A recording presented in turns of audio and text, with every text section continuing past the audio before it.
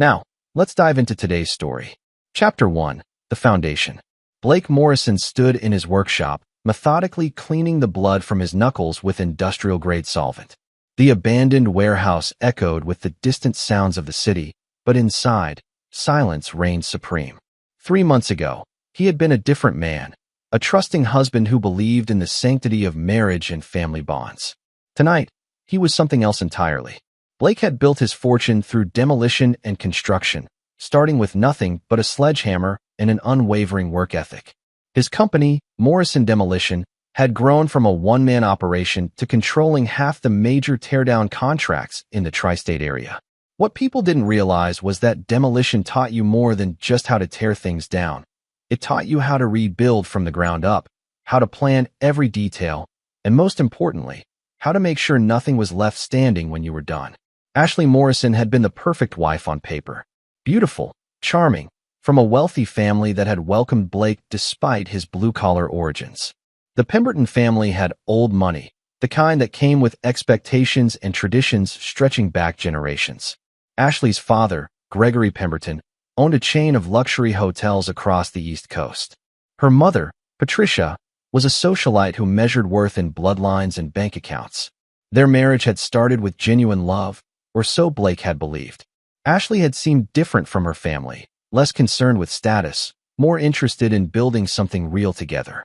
For 7 years, they had tried to conceive, spending hundreds of thousands on fertility treatments, specialists, and alternative therapies. Blake had endured every test, every procedure, believing they were partners in their struggle. The truth had come 3 months ago, not through any dramatic revelation, but through a simple oversight. Ashley had left her laptop open, and Blake had seen an email thread between her and her sister, discussing the plan to keep him thinking he was the problem while she and Kyle Hoffman, Gregory's business partner and family friend, continued their 5-year affair. Kyle Hoffman was everything Blake wasn't. Ivy League educated, born into privilege, the kind of man who had never worked with his hands, but somehow convinced everyone he was indispensable.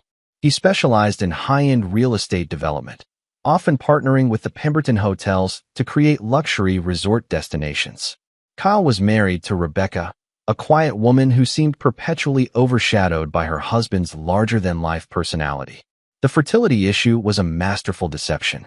Ashley had been secretly taking birth control while publicly supporting Blake through his infertility treatments.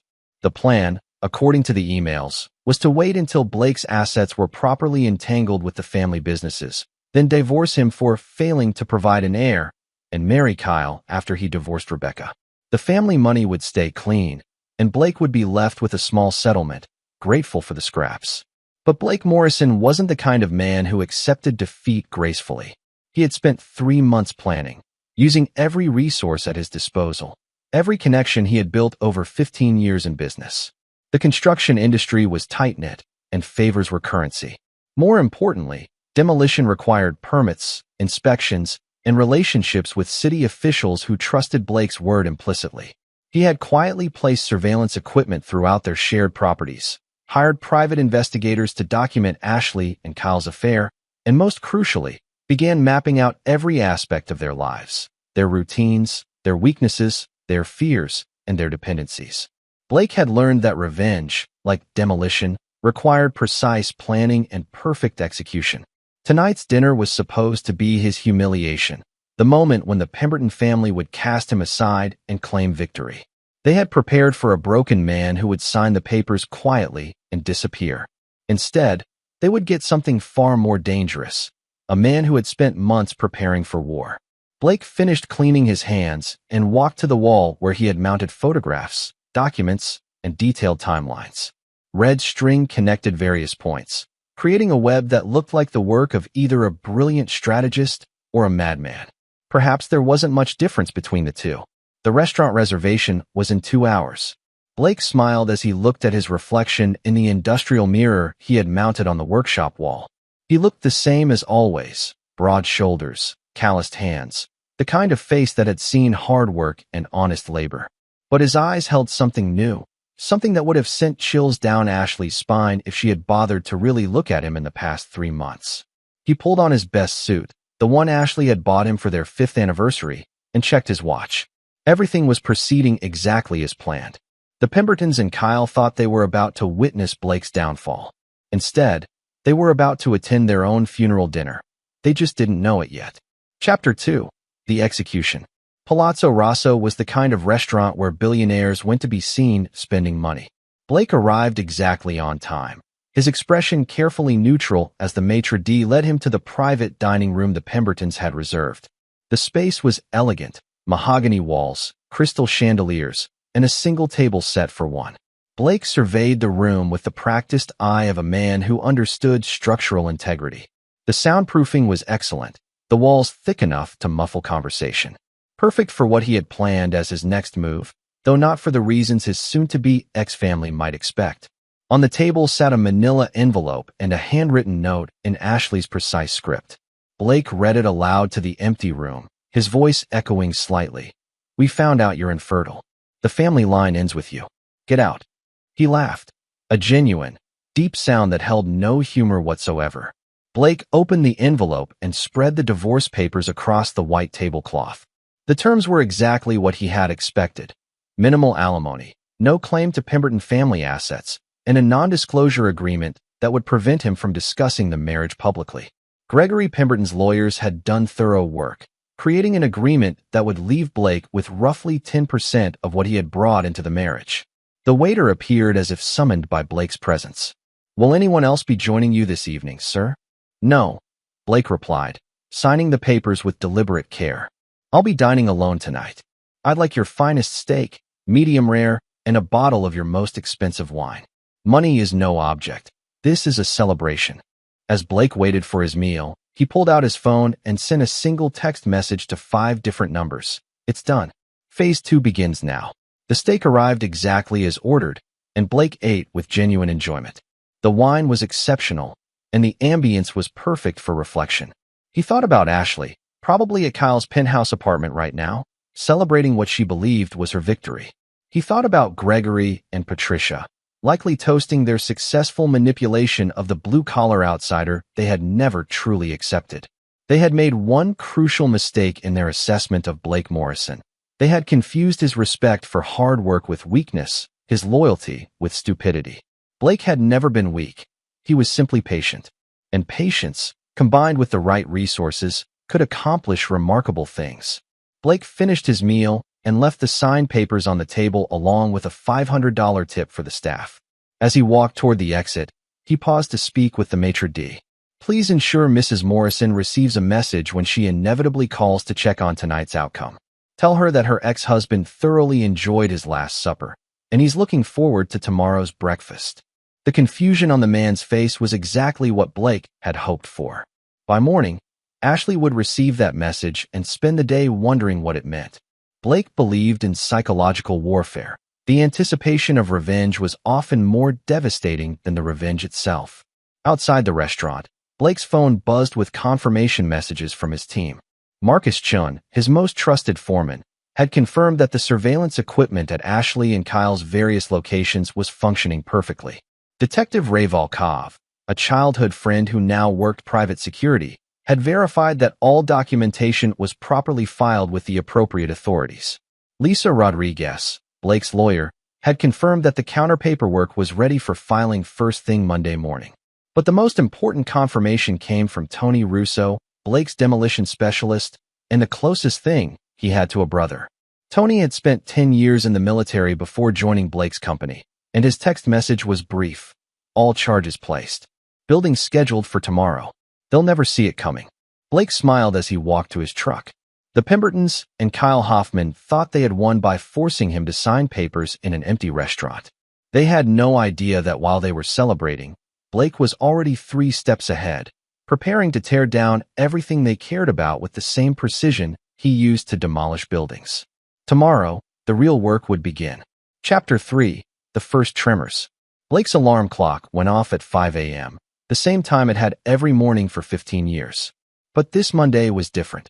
This was the first day of his new life, and the first day of their destruction. His first stop was the courthouse, where Lisa Rodriguez was waiting with a mountain of paperwork. Lisa was a shark in the legal world, The kind of attorney who could find loopholes in ironclad contracts and turn weaknesses into weapons. She had been working around the clock since Blake first approached her 3 months ago. "Good morning, Blake," Lisa said, her smile predatory. "I trust your dinner went well." "Perfect," Blake replied. "Are we ready?" Lisa spread documents across her conference table like a general planning a military campaign. "More than ready. First, the nullification petition. Turns out marriage contracts signed under fraudulent circumstances, such as one party secretly using birth control while both parties undergo fertility treatments, can be legally challenged. We're not just asking for divorce. We're asking the court to declare the marriage never legally existed." Blake nodded. He had hoped for this outcome when he first gave Lisa the evidence of Ashley's deception. Second, Lisa continued, the property dispute. Since the marriage was based on fraud, Ashley's claim to any assets acquired during the marriage becomes legally questionable.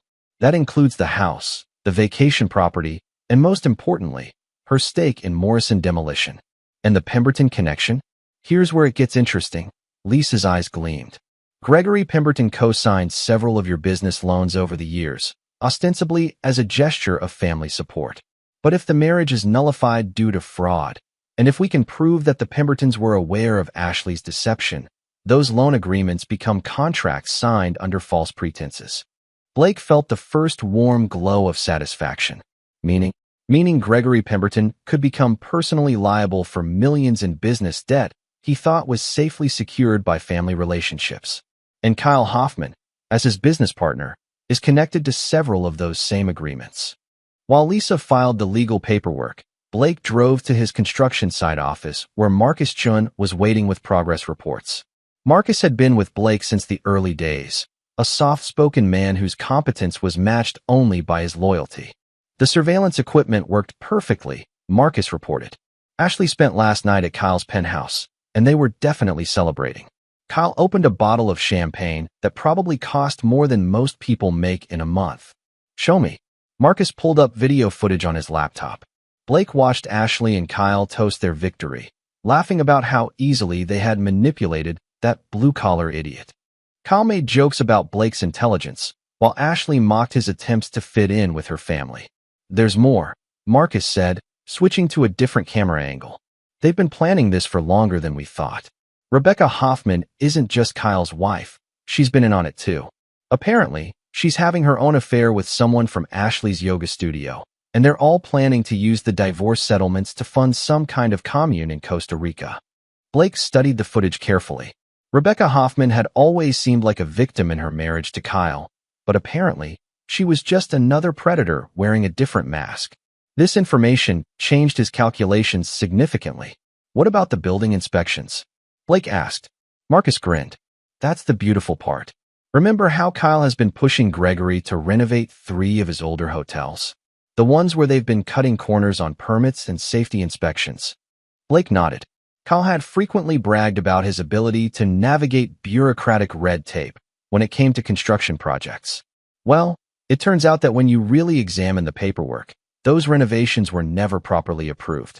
The electrical work doesn't meet code, the structural modifications were done without permits, and the fire safety systems are completely inadequate. A thorough inspection would shut down all 3 properties immediately. And who requested the thorough inspection? An anonymous concerned citizen who noticed some irregularities and reported them to the City Safety Commission. The inspections are scheduled for today. Blake's phone buzzed with a text from Tony Russo. Package delivered to all 3 locations. Gift will be unwrapped at 2 p.m. Blake checked his watch. It was 11:30 a.m.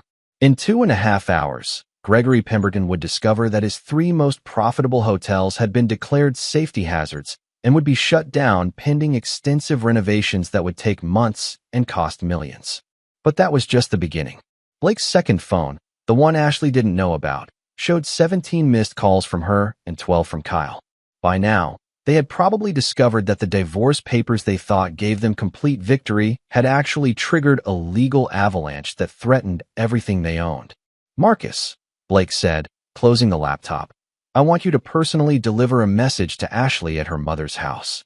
Tell her that her ex-husband would like to invite her to lunch tomorrow at the same restaurant where she had the divorce papers served. Tell her if she doesn't come, The photographs and videos we've collected over the past 3 months will be delivered to every society reporter in the city. Marcus nodded. And if she asks what photographs? Blake smiled. Tell her we have footage of her and Kyle's business meetings in hotel rooms across 3 states, including the one where they discussed having Rebecca's yoga instructor kill her husband in a staged accident. Marcus's eyes widened. We have footage of them planning murder? No, Blake replied. But Ashley doesn't know that. Fear, Marcus, is often more powerful than truth. By tomorrow, Ashley will be so terrified of what we might know that she'll agree to almost anything. As Blake drove home to his empty house, the one Ashley had redecorated to her family's taste, his phone rang. Detective Ray Volkov's name appeared on the screen. Blake, Ray's voice was tense. I've got some news you need to hear. Kyle Hoffman has been asking around about you, specifically about hiring someone to handle a problem permanently. He's not just planning to destroy you financially. He wants you gone. Blake pulled over and parked. This was an unexpected development, though not entirely surprising. Men like Kyle didn't handle being outmaneuvered well, and they had a tendency to escalate rather than retreat. How certain are you about this? Blake asked. Certain enough that I've already assigned protective surveillance to your property and work sites. Kyle reached out to some very dangerous people, Blake. People who don't ask questions if the price is right. Blake felt something cold settle in his chest. He had planned for financial and social warfare, but physical violence changed the rules of engagement entirely. Fortunately, Blake Morrison had learned a long time ago that sometimes the best defense was an overwhelming offense. Ray, Blake said, I need you to do something for me. I need Kyle Hoffman to believe that I'm exactly the kind of man he should be afraid of. Chapter 4, Escalation. Blake's house felt different without Ashley's presence. Cleaner, quieter, and somehow more honest. He stood in what used to be their bedroom, now stripped of her belongings, and planned his next moves with the methodical precision of a master craftsman. His phone had been ringing constantly since noon. Ashley, Kyle, Gregory, Patricia, and even Rebecca had all attempted to reach him. Blake let every call go to voicemail, understanding that silence was often the most unnerving response to panic. The hotel shutdowns had proceeded exactly as planned. By 3 p.m., 3 of Gregory's most profitable properties were cordoned off with safety violation notices, and local news crews were reporting on the shocking safety failures at luxury Pemberton hotels. The estimated cost to bring the buildings up to code was approaching $8 million, and every day the hotels remained closed would cost Gregory approximately $50,000 in lost revenue. But the legal paperwork was producing even better results. Lisa Rodriguez had called to report that Gregory's lawyers were in full crisis mode, trying to understand how routine family business loans had suddenly become personal liability nightmares. Kyle's high-end real estate deals were also under scrutiny, as several city permits were discovered to have irregularities that matched the pattern at the Pemberton hotels. Blake walked to his garage, where he kept his personal workshop separate from the business equipment. Here, surrounded by tools that had built his fortune, he felt most like himself. The walls were covered with photographs from construction sites, commendations from city officials, and newspaper clippings documenting Morrison demolition success stories. But tonight, the workshop served a different purpose. Blake opened a locked cabinet and removed a laptop that Ashley had never seen. This computer contained 3 months of surveillance data, financial investigations, and psychological profiles that would have impressed FBI behavioral analysts. Blake had learned early in his business career that information was the most valuable commodity in any negotiation. While Ashley and Kyle had been playing their little games of deception, Blake had been building a comprehensive understanding of everyone involved in their scheme.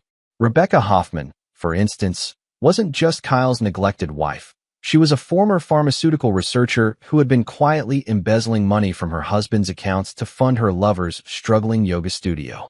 The yoga instructor, David Park, had a criminal history that included assault charges and suspected involvement in an insurance fraud scheme. Patricia Pemberton's charity work was largely a facade for money laundering, moving dirty money from her husband's more questionable business partners through fake donations to causes that existed only on paper. Gregory himself had been paying substantial bribes to city officials for years, ensuring that Pemberton hotel projects received favorable treatment. But the most interesting discovery was Ashley's true motivation for the divorce. She wasn't just trying to marry Kyle. She was trying to escape prosecution for her role in a hit-and-run accident that had killed a pedestrian 3 years ago. Kyle had been driving, but Ashley had convinced the victim's family to accept a quiet settlement in exchange for not pursuing criminal charges. The money had come from funds Ashley had been secretly siphoning from Blake's business accounts. Blake's computer chimed with an incoming video call from Tony Russo. Blake accepted the call, and Tony's weathered face appeared on screen. "Boss," Tony said, "we've got a problem. Kyle hired some muscle to pay you a visit tonight. 3 guys with a reputation for making problems disappear permanently.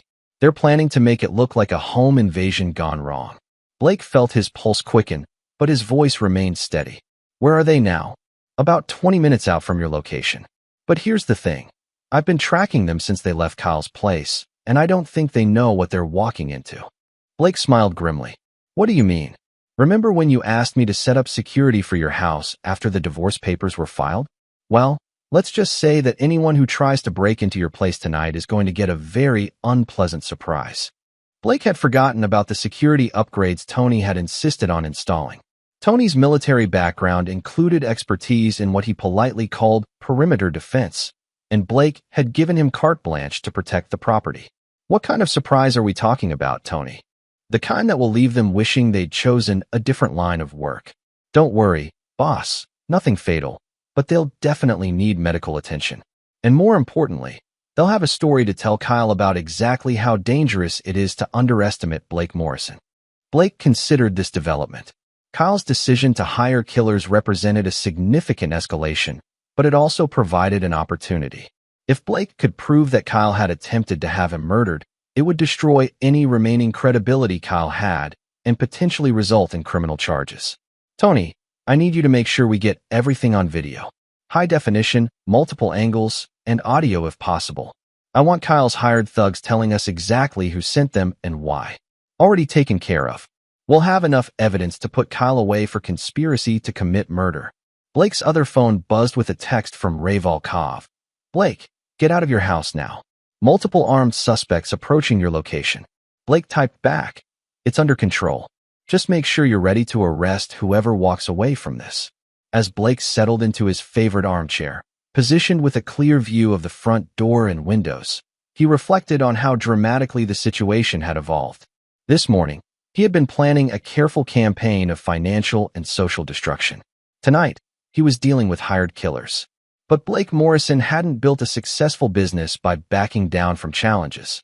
If Kyle wanted to play with deadly stakes, Blake was prepared to show him exactly what happened when you threatened a man who understood both construction and demolition at a very personal level. His phone rang, displaying Ashley's number. Blake answered on the 4th ring. "Blake." Ashley's voice was strained, frightened. "We need to talk." "About what?" "About the hotel shutdowns, about the legal papers, about all of it. This has gone too far." Blake checked his watch. Kyle's hired thugs would arrive in approximately 10 minutes. "Ashley, I'm a little busy right now, but I agree that we should talk. How about lunch tomorrow at Palazzo Rosso? Same private dining room where you served me divorce papers." "Blake, you don't understand." "I understand perfectly," Blake interrupted. "You and Kyle tried to destroy me, and now you're discovering that I'm not as easy to destroy as you thought. Kyle made the mistake of escalating this beyond financial warfare, and now he's going to learn why that was a very poor decision." "What are you talking about?" Blake heard vehicles pulling into his driveway. "I'm talking about the 3 men Kyle hired to kill me tonight. They should be knocking on my door any minute now." Ashley's gasp was audible over the phone. "Blake, I swear I didn't know." "Save it for someone who still cares," Blake said, ending the call. Through his window, Blake could see 3 figures approaching his front door. They moved with professional coordination, weapons visible in their hands. Blake felt a familiar calm settle over him, the same feeling he experienced when operating heavy machinery or placing explosive charges for demolition. Focus, precision, and perfect timing were about to become very important. His phone buzzed with a final text from Tony. "Showtime, boss. Let's see how tough Kyle's boys really are." Chapter 5, The Reckoning. Blake watched through his window as 3 armed men approached his front door with the confidence of predators who believed they held every advantage. They had no idea they were walking into a trap that had been months in the making. The first man reached for the door handle, and Blake's house erupted into chaos.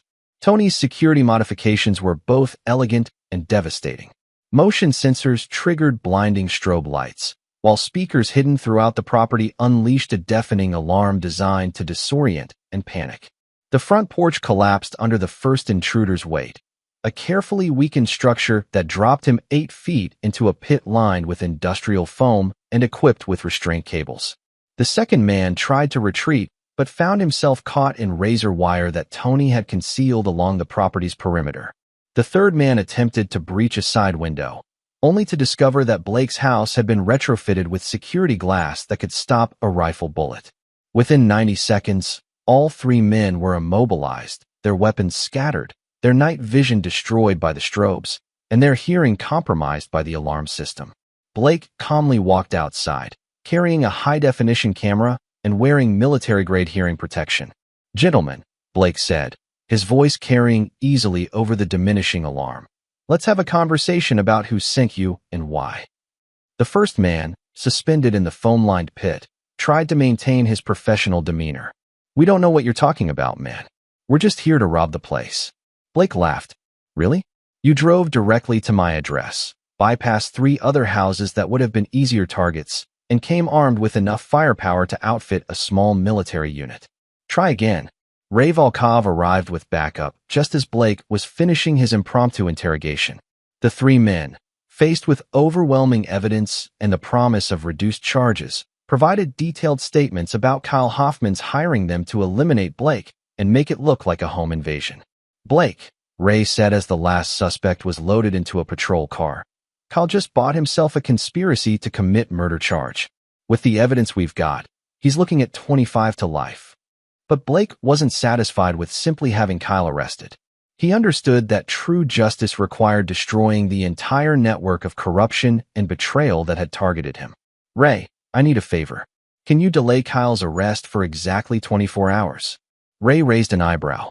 "Blake, that's asking me to obstruct justice. I'm asking you to let me finish what they started. Kyle tried to have me killed tonight, which means the rules of engagement have changed completely. Give me 24 hours to settle this properly, and then you can arrest whatever's left of him." Ray considered this request carefully. He had known Blake since childhood and understood that beneath the calm exterior was a man capable of extraordinary determination when pushed beyond his limits. 24 hours, Ray agreed. "But Blake, whatever you're planning, make sure it doesn't cross any lines that I can't uncross later." After the police departed, Blake returned to his workshop and activated a secure video call with his team. Marcus, Tony, and Lisa appeared on screen, their faces showing a mixture of concern and anticipation. "Status report," Blake said. Lisa spoke first. "Gregory Pemberton is in full panic mode.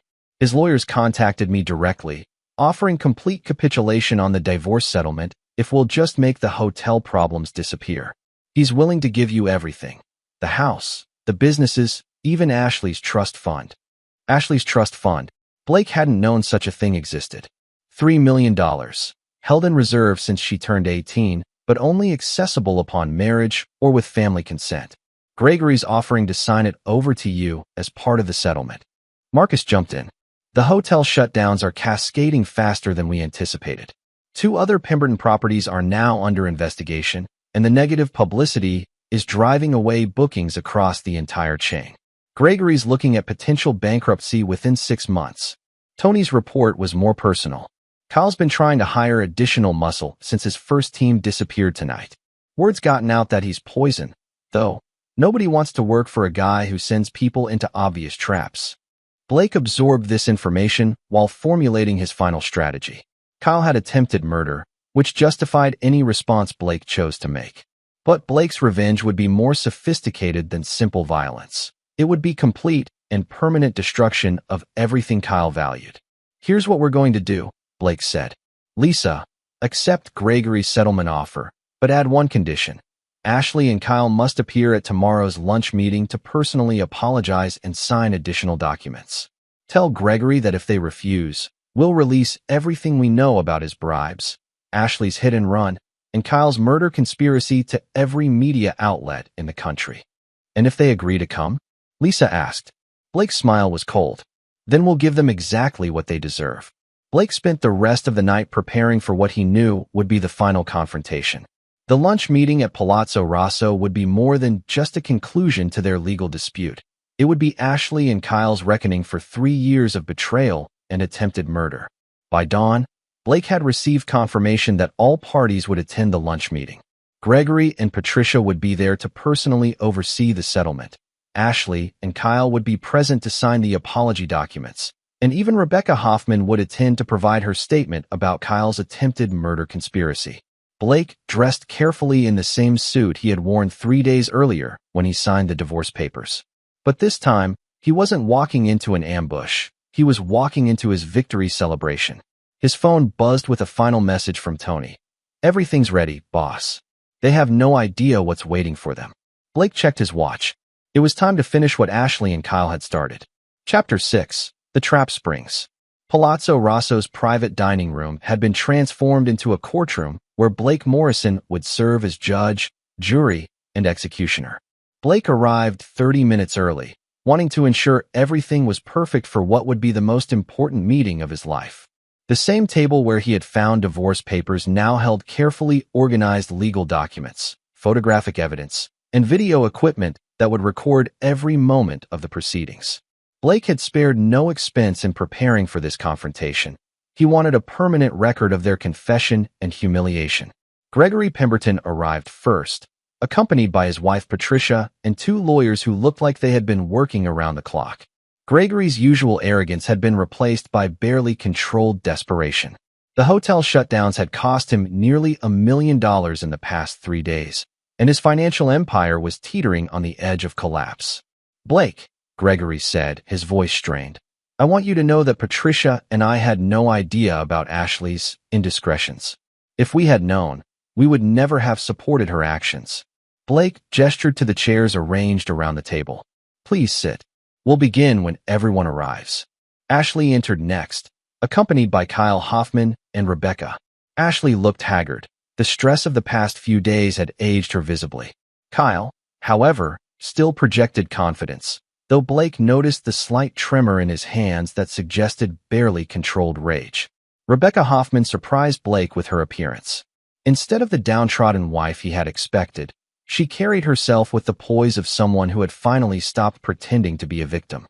"Now that everyone's here," Blake said, taking his seat at the head of the table, "let's discuss why we're really gathered today."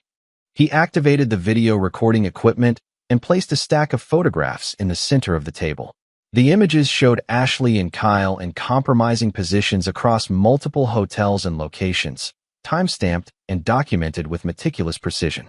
"3 months ago," Blake began, "my wife served me divorce papers in this same room, claiming I was infertile and therefore unworthy of continuing the Pemberton family line. What she didn't know was that I had already discovered her 5-year affair with Kyle Hoffman and her deliberate use of birth control to prevent conception." Ashley's face went white. Kyle leaned forward aggressively, but Blake continued without pause. "Over the past 3 months, I've documented not just the affair, but the entire network of corruption, embezzlement, and criminal activity that connects everyone at this table." Blake placed additional documents on the table, financial records, medical reports, and legal filings that told the complete story of their deception. "Gregory, your hotels have been systematically violating safety codes for years, with Kyle facilitating bribes to city officials to avoid inspections. Patricia, your charity work is a money laundering operation that has processed over $2 million in illegal funds." Gregory started to protest, but Blake held up his hand. "Rebecca, your embezzlement of Kyle's accounts to fund your lover's yoga studio amounts to nearly $500,000. And Ashley," Blake turned to face his soon-to-be ex-wife, "your involvement in a fatal hit-and-run 3 years ago, followed by witness intimidation and evidence tampering, constitutes multiple felonies." The room erupted in denials and accusations, but Blake remained calm. "But the most serious charge," Blake continued, "is conspiracy to commit murder. Kyle, last night you hired 3 armed men to kill me and make it look like a home invasion. They're currently in custody and have provided detailed statements about your instructions." Kyle shot to his feet. "You can't prove any of this. Those men are criminals. Their testimony is worthless." Blake smiled and activated a laptop computer. "Actually, I can prove all of it. The screen displayed high-definition footage of Kyle meeting with the hired killers, audio clearly capturing his instructions to eliminate the problem permanently and make sure it looks random. This video was taken yesterday afternoon using equipment installed in your office building. Did you know that Morrison Demolition handled the construction contract for your building's recent renovations, Kyle? We have access to every room, every corridor, and every conversation. Kyle's confidence finally cracked. What do you want? Blake spread a new set of documents across the table. I want everything. Complete financial restitution for all money stolen or misdirected.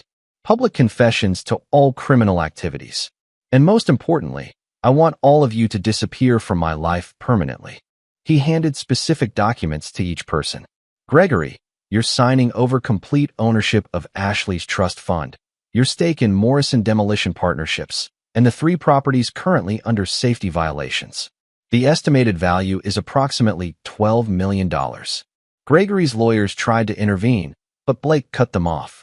The alternative is federal criminal charges for bribery, safety violations that resulted in public endangerment, and conspiracy. Gregory can keep his other properties and avoid prison, or he can fight me and lose everything.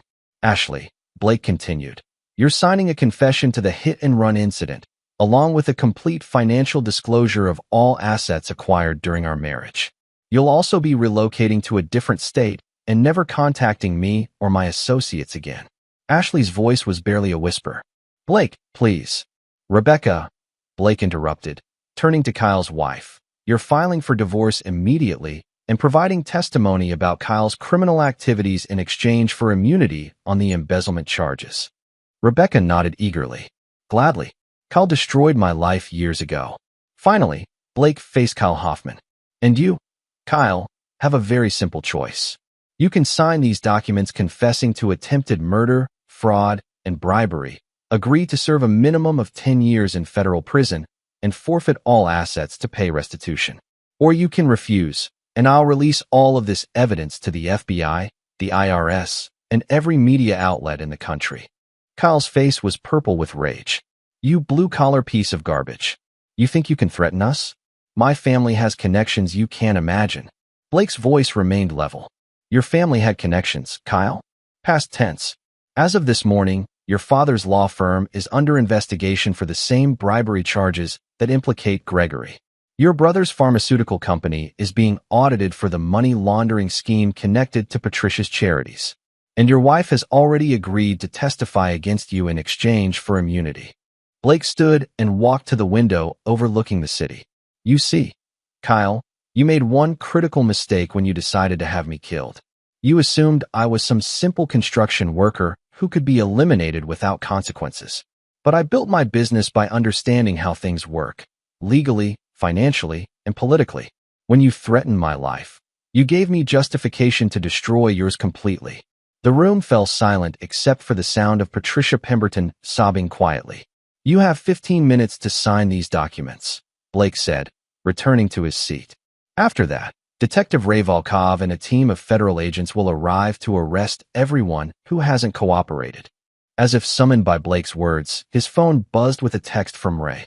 FBI task force is in position. Give us the signal when you're ready. Blake looked around the table at the people who had tried to destroy him. In 15 minutes, they would all be either his prisoners or his partners in ensuring their own destruction. The clock is ticking, Blake said. Choose wisely. Chapter 7. The Reckoning Complete. One by one they signed. Gregory Pemberton's signature was shaky but determined. A man who understood that preserving some portion of his empire was better than losing everything to federal prosecution. Patricia's tears had dried into resigned acceptance as she signed her confession to money laundering and agreed to cooperate with federal investigators. Rebecca Hoffman signed her documents with obvious relief, finally free from a marriage that had been a prison of manipulation and abuse. Her testimony would be devastating to Kyle's defense, and she seemed to relish the opportunity for revenge against the man who had made her life miserable for 8 years. Ashley's signature came last, written with the same precise handwriting that had penned the cruel note Blake found 3 days ago. But her hand trembled as she signed away her trust fund, confessed to vehicular manslaughter, and agreed to permanent exile from the state. Only Kyle Hoffman refused to sign. "I'm not admitting to anything," Kyle said, pushing the documents away. "You can't prove I tried to have you killed, and everything else is circumstantial evidence that won't hold up in court." Blake checked his watch. "Kyle, you have 3 minutes before Detective Volkov arrives with federal agents. Are you absolutely certain you want to handle this the hard way?" "Go to hell, Morrison." Blake nodded and sent a text message to Ray Volkov. "Come now. Bring everything." Within 90 seconds, the private dining room was filled with law enforcement officers. Detective Volkov led the team, accompanied by FBI agents, IRS investigators, and federal prosecutors who had been building cases against the Pemberton organization for months. "Kyle Hoffman," Agent Sarah Martinez announced, "you're under arrest for conspiracy to commit murder, federal bribery charges, and racketeering." As Kyle was handcuffed, he looked directly at Blake. "This isn't over, Morrison. My family has money and influence you can't imagine. I'll be out in 6 months, and when I am..." Blake stood and walked over to Kyle, speaking quietly so only he could hear. "Kyle, let me explain something very important. Your family's money and influence disappeared this morning when the FBI raided your father's law firm, your brother's pharmaceutical company, and your mother's foundation. The evidence I've been gathering for 3 months implicated your entire family in a criminal enterprise that spans multiple states and involves dozens of felony charges." Kyle's face went white as Blake continued. "The hitmen you hired to kill me? They weren't just random criminals. They were federal informants who have been helping the FBI build a case against organized crime families that have been using your family's businesses to launder money. When you hired them to kill me, you provided the final piece of evidence the FBI needed to bring down your entire organization." Blake smiled as the reality hit Kyle. "You're not just facing charges for trying to have me killed, Kyle. You're facing charges for being part of a criminal conspiracy that includes murder, drug trafficking, and federal racketeering. The minimum sentence for your crimes is life in prison without possibility of parole." As Kyle was led away in handcuffs, screaming threats and denials, Blake turned his attention to the remaining family members who had signed their confessions. "Gregory, Patricia, Ashley," Blake said, "you've all cooperated, which means you'll receive the immunity agreements we discussed. However, those agreements come with conditions." Blake handed each of them a final document. "These are restraining orders that prevent any of you from coming within 100 miles of me, my business, or any of my associates. Violation of these orders will result in immediate arrest and prosecution for stalking and harassment." Additionally, Blake continued, "Ashley, your confession to the hit-and-run incident has been forwarded to the district attorney's office. You'll serve 18 months in minimum security prison, followed by 5 years of probation. The victim's family has also been notified and will be receiving the financial restitution you agreed to pay." Ashley's voice was barely audible. "Blake, I know you hate me, but I need you to understand. I never wanted Kyle to hurt you. I never knew about the hitmen until tonight." Blake looked at his ex-wife, the woman he had loved and trusted for 7 years, and felt nothing but cold indifference. "Ashley, whether you knew about Kyle's murder plot is irrelevant. You spent 5 years lying to me, stealing from me, and planning to destroy my life for your own benefit. The fact that your lover escalated to attempted murder is just a natural consequence of the kind of people you chose to associate with." Blake gathered his documents and prepared to leave. "You're all free to go, but remember, I have evidence of every crime any of you have ever committed, and I have federal agents who will prosecute those crimes if you ever cross me again." As Blake walked toward the door, Gregory Pemberton called out to him. "Blake, wait. I know this doesn't excuse what Ashley did, but I want you to understand that Patricia and I genuinely believed you were part of our family. We respected your work ethic and your integrity. If we had known about Ashley's deception..." Blake turned back to face Gregory. "You knew, Gregory. Maybe not the specific details, but you knew Ashley was unhappy in our marriage. You knew Kyle was involved with her inappropriately, and you knew I was being set up to take the fall for something. You chose to look the other way because it was convenient for your family's financial interests." Blake's voice carried no emotion, only finality. "You taught Ashley that loyalty was optional and that betrayal was acceptable if it served the family's purposes. Kyle learned the same lesson from his own family. The only surprise is that it took this long for their corruption to catch up with them." Blake left the restaurant and walked to his truck, where Tony Russo was waiting with Marcus Chun and Lisa Rodriguez. His entire team had worked tirelessly for 3 months to make this moment possible. "Boss," Tony said, "I've got to admit, that was the most beautiful demolition job I've ever seen. You didn't just tear down their lives, you made them hand you the explosives." Marcus nodded approvingly. "Kyle's facing life in prison, Ashley's headed to jail and exile, and the Pemberton Empire is bankrupt. Plus, you're now worth approximately $15 million more than you were this morning." Lisa smiled. "And the best part is, it's all completely legal. Every document they signed will hold up in court, and every confession they made was given voluntarily with legal representation present." Blake looked back at Palazzo Rosso one final time. 3 days ago, he had walked into that restaurant as a man who had been betrayed and abandoned by everyone he trusted. Tonight, he was walking away as a man who had achieved perfect justice against those who had tried to destroy him. "Gentlemen, lady," Blake said to his team, "tomorrow we start building something new. Morrison Demolition is about to become Morrison Construction and Development, and we're going to create an empire that makes the Pemberton organization look like a children's lemonade stand." As they drove away from the restaurant, Blake's phone buzzed with a text from Ray Volkov. "Kyle Hoffman has been charged with conspiracy to commit murder, federal racketeering, and about 20 other felonies. The FBI says he'll never see the outside of a prison cell again. Nice work, Blake." Blake smiled and deleted the message. Justice had been served, revenge had been achieved, and tomorrow would be the first day of his new life. A life where betrayal had consequences and loyalty was rewarded. Chapter 8. The New Foundation. 6 months later, Blake Morrison stood on the construction site of what would become the largest mixed-use development project in the city's history. The Morrison Tower would house luxury apartments, commercial space, and the headquarters of Morrison Construction and Development, a company that had grown from 15 employees to over 200 in the months since the Pemberton Empire collapsed.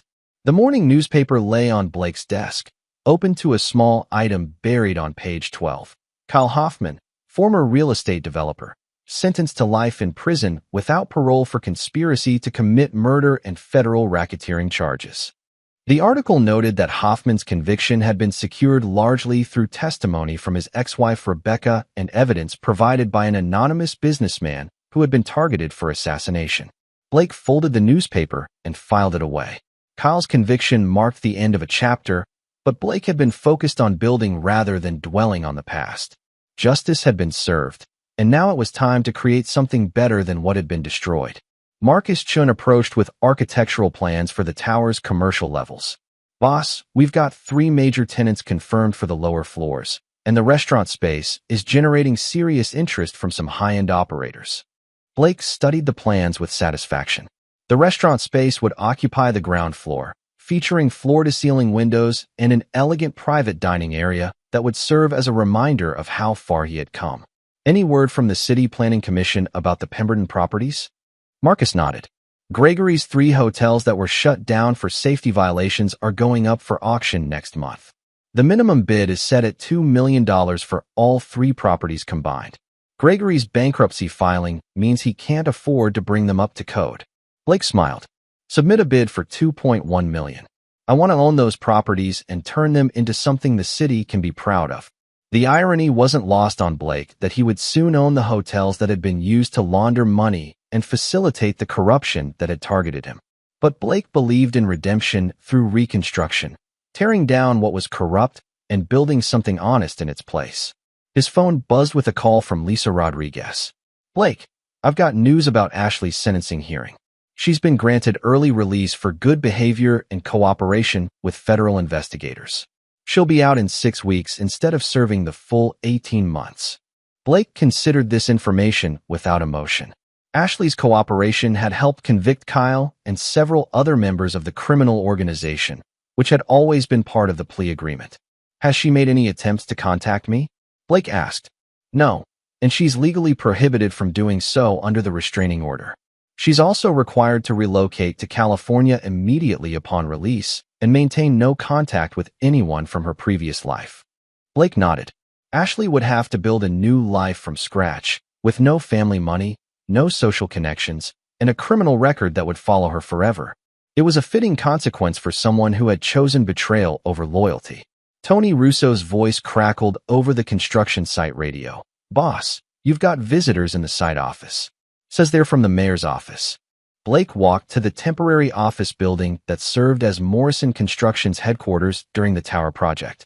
Inside, he found Deputy Mayor Jennifer Walsh and City Planning Director Robert Kim waiting with an impressive collection of documents.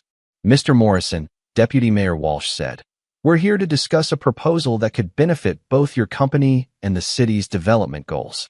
Blake gestured for them to sit. "I'm listening." Director Kim spread architectural drawings across Blake's desk. "The city is planning a major revitalization project for the downtown waterfront district. We need a construction company with the capability to handle a $100 million development that includes residential, commercial, and municipal buildings." Blake studied the plans carefully. The project was massive, larger than anything Morrison Construction had attempted, but entirely within their capabilities. "What's the timeline?" Blake asked. 5 years for complete project completion," Deputy Mayor Walsh replied. "But here's what makes this proposal special. The city wants to partner with a local company that has a reputation for integrity and community investment.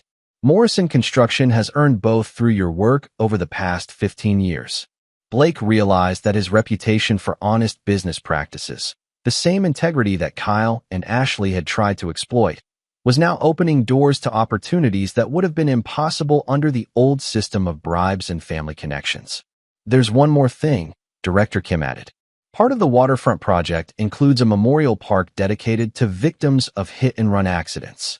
The park would be named after the pedestrian who was killed 3 years ago, the case where you provided evidence that led to the driver's conviction."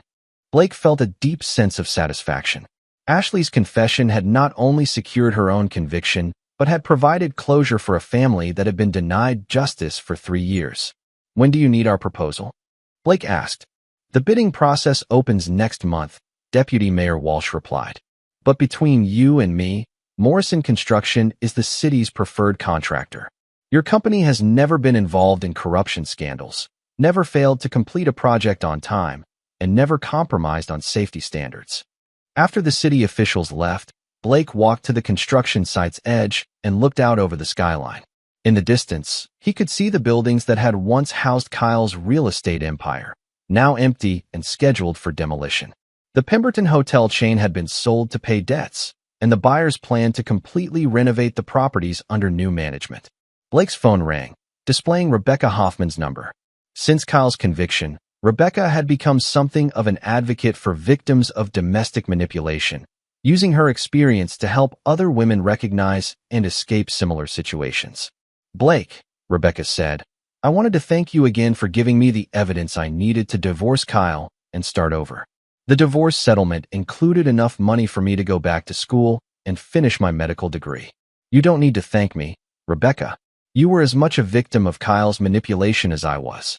Maybe, but you showed me that victims don't have to stay victims. I'm graduating from medical school next year, and I've been accepted into a residency program specializing in emergency medicine." Blake smiled. Rebecca's transformation from manipulated wife to confident professional was proof that people could overcome betrayal and build better lives. "There's something else," Rebecca continued. "Kyle tried to contact me from prison last week. He's appealing his conviction and wants me to change my testimony." Blake's voice hardened. "Are you considering it?" "Absolutely not. Kyle made his choices, and now he has to live with the consequences. I just wanted you to know in case he tries to cause trouble for you too." After ending the call, Blake realized that Kyle's attempt to overturn his conviction was exactly the kind of persistence that had led to his downfall. Some people never learned that continuing to fight a battle they had already lost only made their situation worse. Blake's reflection was interrupted by Marcus approaching with a tablet displaying financial reports. "Boss, I've got the quarterly numbers. Morrison Construction posted a 47% profit increase over last quarter, and our contracts for next year are already worth more than our total revenue for the past 3 years combined." Blake reviewed the numbers with satisfaction. The company's growth had been built on the foundation of honest work and fair dealing, principles that had seemed outdated in Kyle and Ashley's world of corruption and shortcuts. "Marcus, I want you to set up a meeting with the bank about expanding our equipment financing. If we're going to handle the waterfront project, we'll need to double our heavy machinery capabilities. Already scheduled for tomorrow morning, Marcus replied. The bank president called personally to discuss our financing options. Apparently, having no criminal record and a perfect payment history makes us a very attractive client. Blake laughed. Who would have thought that honesty and integrity could be such valuable business assets? As the sun set over the construction site, Blake felt a deep sense of accomplishment. He had not only survived the betrayal that had threatened to destroy his life, he had used it as the foundation for building something better and stronger than he had ever imagined possible. Tomorrow would bring new challenges and new opportunities, but Blake Morrison was ready for whatever came next. He had learned that loyalty and integrity weren't weaknesses to be exploited. They were strengths that could overcome any betrayal and build empires that would last forever. Chapter 9. Empire Built on Ashes. 2 years after the restaurant confrontation that changed everything, Blake Morrison stood before the completed Morrison Tower, watching as the sunset painted its glass facade in brilliant gold. The 50-story building dominated the skyline, a monument to what could be achieved when integrity and determination replaced corruption and betrayal. The ground-floor restaurant, Foundation, had become the city's most exclusive dining establishment. Blake had personally overseen its design, ensuring that the private dining room where Ashley had served him divorce papers was now a space where honest business deals were celebrated and where community leaders gathered to plan the city's future. Detective Ray Volkov approached from the tower's main entrance, carrying a bottle of champagne and wearing the broad smile of a man who had just witnessed perfect justice. Blake, Ray said, I thought you'd want to know that Kyle Hoffman's final appeal was rejected by the state Supreme Court today. He'll never see the outside of a prison cell. Blake accepted the champagne bottle and read the label, a vintage from the year he had started Morrison Demolition with nothing but a sledgehammer and an unshakable work ethic. Any word on Ashley? Blake asked. She's working as a night shift clerk at a convenience store in Los Angeles, Ray replied. Living in a studio apartment, drives a 15-year-old Honda, and has no social media presence. By all accounts, she's become exactly what she deserves to be, a nobody. Blake felt no satisfaction from Ashley's downfall, only the cold justice of consequences finally catching up to choices. She had chosen betrayal over loyalty, shortcuts over honest work, and cruelty over compassion. Her current life was simply the natural result of those decisions. Tony Russo emerged from the tower's construction elevator, removing his hard hat and grinning with the pride of a master craftsman who had just completed his greatest work. Boss, Tony said, the penthouse office is ready for your final inspection. I've got to say, it's the most beautiful workspace I've ever seen. Blake rode the elevator to the 50th floor, where his new office occupied the entire level. Floor-to-ceiling windows provided panoramic views of the city, and Blake's desk was positioned so he could see every major construction project Morrison had completed over the past 2 years. The waterfront development was nearing completion, a $100 million project that had transformed abandoned warehouses into luxury condominiums, commercial spaces, and a public park that had become the city's crown jewel. The memorial garden for hit-and-run victims occupied the center of the park, featuring a fountain where families could find peace and remember loved ones. Blake's phone chimed with a video call from Marcus Chun, who was currently overseeing Morrison Construction's expansion into 3 neighboring states. Blake, Marcus said from a construction site in Philadelphia, I've got news about the Pemberton properties. The renovations are complete, and all 3 hotels are now operating as Morrison hospitality locations. They're booked solid for the next 6 months. Blake smiled. The hotels that had once been centers of corruption and safety violations were now models of hospitality excellence, employing over 400 people and contributing millions of dollars annually to the local economy. What about the medical center project? Blake asked. Rebecca Hoffman. Well, Dr. Rebecca Chen now. Marcus grinned at his own name coincidence. She completed her residency and is heading up the emergency medicine department at Morrison Medical Center. The facility opened last month and is already being recognized as a model for trauma care. Blake nodded with satisfaction. Rebecca's transformation from manipulated wife to accomplished physician represented everything he believed about redemption through hard work and honest purpose. Lisa Rodriguez's voice came through the office's intercom system. Blake, you have visitors in the lobby. Gregory and Patricia Pemberton are here to see you. Blake considered this unexpected development. He hadn't spoken to Ashley's parents since the restaurant confrontation 2 years ago, though he had heard through various sources that Gregory had managed to avoid bankruptcy by liquidating most of his assets and accepting a reduced role in what remained of his business empire. Send them up, Blake said. Gregory and Patricia Pemberton entered Blake's office looking like aged survivors of a natural disaster. Gregory's signature arrogance had been replaced by the humble demeanor of a man who had learned hard lessons about consequences. Patricia appeared nervous, clutching a small wrapped package. Blake, Gregory said, we know we have no right to ask for your time, but we wanted to see you in person to deliver something that belongs to you. Patricia stepped forward and handed Blake the wrapped package.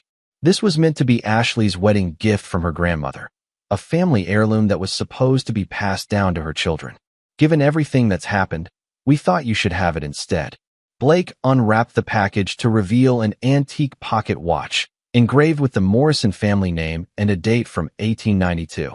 How do you have a Morrison family heirloom? Blake asked. Gregory's voice carried genuine emotion. Because your great-great-grandfather, Thomas Morrison, was Patricia's great-great-uncle. Ashley was actually your distant cousin, Blake. We knew this when you and Ashley met, but we never told either of you because the family connection was so remote. Blake studied the pocket watch, feeling the weight of generations of Morrison craftsmanship in his hands. The irony was profound.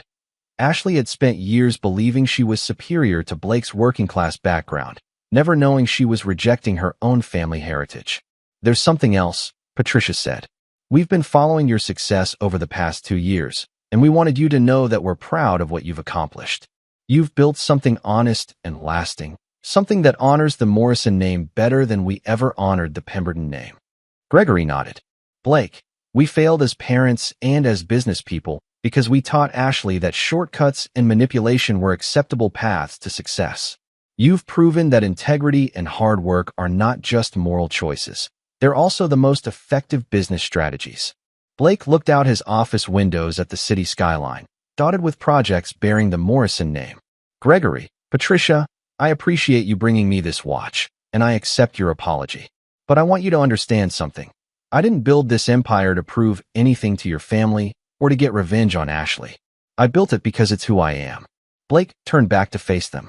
Ashley made the mistake of thinking that because I worked with my hands, I wasn't intelligent. Kyle made the mistake of thinking that because I respected honest work, I was weak. You made the mistake of thinking that because I came from a working-class background, I couldn't understand complex business or legal strategies. Gregory and Patricia listened intently as Blake continued. But intelligence isn't measured by family pedigree, strength isn't measured by willingness to hurt others, and business success isn't measured by how many people you can manipulate. It's measured by how much value you can create for your community and how many people's lives you can improve through honest work. Blake walked to his desk and picked up architectural plans for Morrison Construction's next major project, affordable housing development that would provide quality homes for working families. This is my legacy, Blake said, showing them the plans. Not revenge against people who betrayed me, but homes for families who work hard and deserve better opportunities. Not monuments to my ego, but infrastructure that will serve this city for generations. Patricia wiped away tears as she looked at the plans. Blake, Ashley could have been part of this. She could have been your partner in building something beautiful instead of trying to tear you down for money she didn't even need. Blake's voice was gentle but final. Ashley made her choice, Patricia. She chose to see me as an obstacle to overcome rather than a partner to support. That choice led to every consequence that followed. Kyle's influence, the criminal conspiracy, her exile, and her current situation. Gregory extended his hand for a handshake. Blake, I know this doesn't change anything, but Patricia and I want you to know that we consider you the son we should have raised. Ashley lost the best man she'll ever know. Blake shook Gregory's hand, feeling the genuine remorse in the older man's grip. Gregory, you're both welcome to stay for dinner at Foundation tonight. I'd like you to meet Dr. Rebecca Chun and some of the other people who've built new lives from the ashes of Kyle's criminal empire. As Gregory and Patricia left his office, Blake returned to his desk and opened the antique pocket watch. Inside the front cover was an engraving. Thomas Morrison, Master Builder, 1892. Below it, in more recent script, someone had added, Blake Morrison, Empire Builder, 2025. Blake realized that someone, probably Gregory or Patricia, had taken the watch to an engraver and added his name to the family history. It was a gesture of acceptance and recognition that meant more than any apology could convey. Blake's phone buzzed with a text from Tony Russo. Boss, Foundation is ready for tonight's celebration dinner. The private dining room looks perfect, nothing like the last time you ate there. Blake smiled and pocketed the watch. Tonight, he would dine in the same room where Ashley had tried to destroy him, but he would be surrounded by people who had helped him build something greater than revenge, a legacy of integrity, community service, and honest achievement. As Blake prepared to leave his office, he took one final look at the city spreading out below Morrison Tower. Somewhere in Los Angeles, Ashley was working a night shift and living with the consequences of her choices. Somewhere in federal prison, Kyle was serving a life sentence for crimes that had seemed clever until they caught up with him. But Blake Morrison was home, surrounded by the empire he had built on the ashes of their betrayal. An empire that would endure long after their names were forgotten, because it was founded on principles that never went out of style: loyalty, integrity, and the unshakable belief that honest work could accomplish anything. Blake Morrison had learned that the best revenge wasn't destruction.